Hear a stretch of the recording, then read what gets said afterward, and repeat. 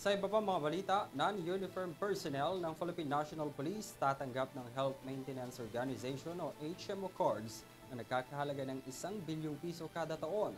Si Ryan Nasino magbabalita.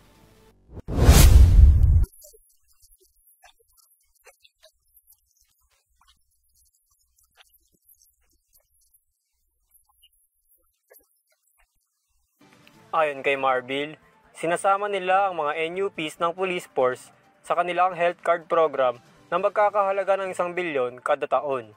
Dagdag pa niya, ang bawat HMO cards ay merong 40,000 pesos na magagamit ng mga tauhan ng PNP kada taon, lalo na kapag may emergencies. Wika ni Marbil, ang pagmamahagi ng HMO cards ay magsisimula ngayong July para masigurado ng ahensya na lahat ng kanilang empleyado ay mabibigyan ng healthcare services.